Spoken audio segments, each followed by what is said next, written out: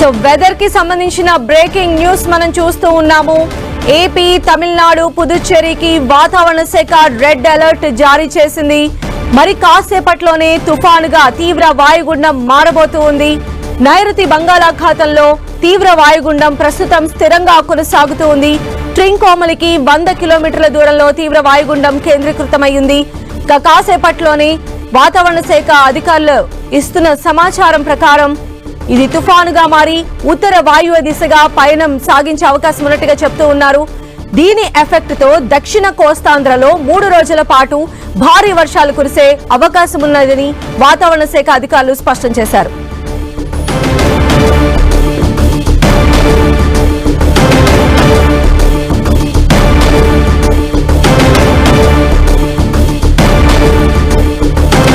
నైరుతి బంగాళాఖాతంలో ఏర్పడిన తీవ్ర వాయుగుండం కాసేపట్లో తుఫానుగా మారనుంది. దీంతో ఏపీ, తమిళనాడు, పుదుచ్చేరికి రెడ్ అలర్ట్ జారీ చేసింది వాతావరణ కేంద్రం.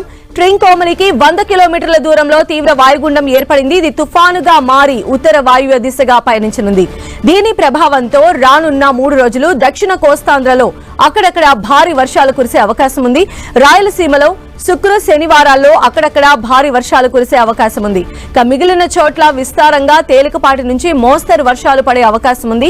దక్షిణ కోస్తా తీరం వెంట గంటకు 35 నుంచి 45 కిలోమీటర్ల వేగంతో, గరిష్టంగా 55 కిలోమీటర్ల వేగంతో ఈదురుగాలు వీస్తూ ఉన్నాయి.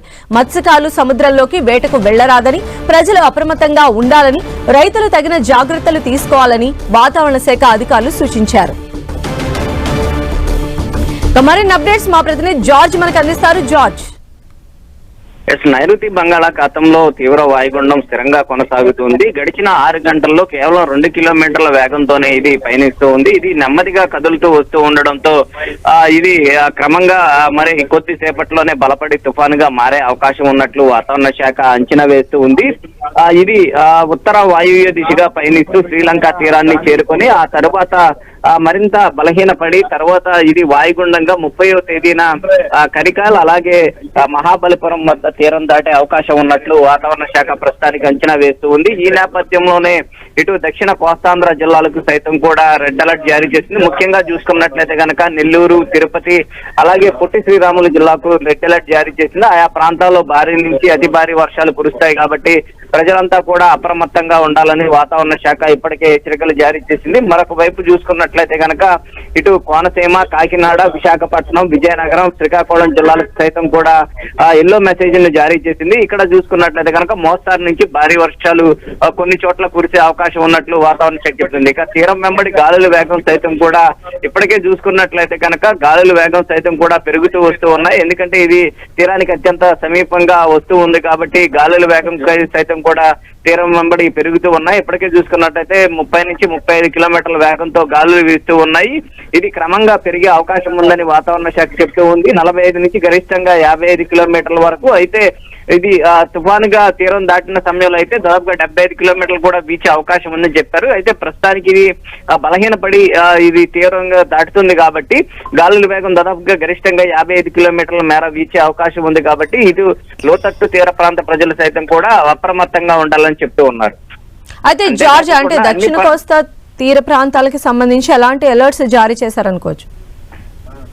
ఇప్పటికే చూసుకున్నట్లయితే దక్షిణ కోస్తాలో ఉన్న 3 జిల్లాలకు రెడ్ అలర్ట్ అయితే జారీ చేయడం జరిగింది. ఆయా ప్రాంత ప్రజలంతా కూడా అప్రమత్తంగా ఉండాలి. ఎందుకంటే భారీ నుంచి అత్యంత భారీ వర్షాలు చాలా చోట్ల కూడా కురిసే అవకాశం ఉంది.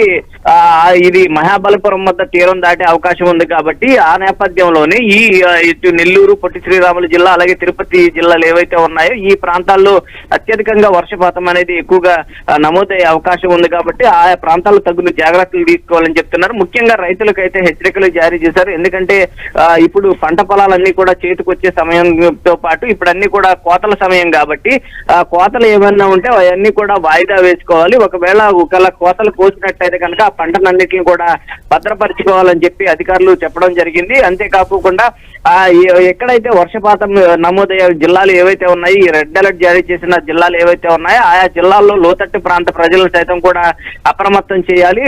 ఒకవేళ నిజంగా ఎక్కువగా భారీ వర్షాలు దాదాపుగా 20 సెంటీమీటర్లకు పైగా వర్షం కురిసే అవకాశం ఉందని వాతావరణ శాఖ భావిస్తూ ఉంది. కాబట్టి ఆయా ప్రాంత ప్రజలందరూ కూడా అలర్ట్ చేయడంతో పాటు వారికి తగిన సౌకర్యాలు కల్పించేందుకు కూడా సిద్ధంగా ఉండాలని వాతావరణ శాఖ చెప్తుంది. ఏదేమైనప్పటికీ దీని ప్రభావం రాగల 48 గంటల పాటు అంటే రేపు ఎల్లుండి సైతం కూడా ఉండే అవకాశం ఉంది. ఎల్లుండన ఇది తీరం దాటుతుంది కాబట్టి ఈ 2 రోజుల పాటు కూడా ప్రజలంతా అప్రమత్తంగా ఉండాలని వాతావరణ శాఖ హెచ్చరిస్తుంది.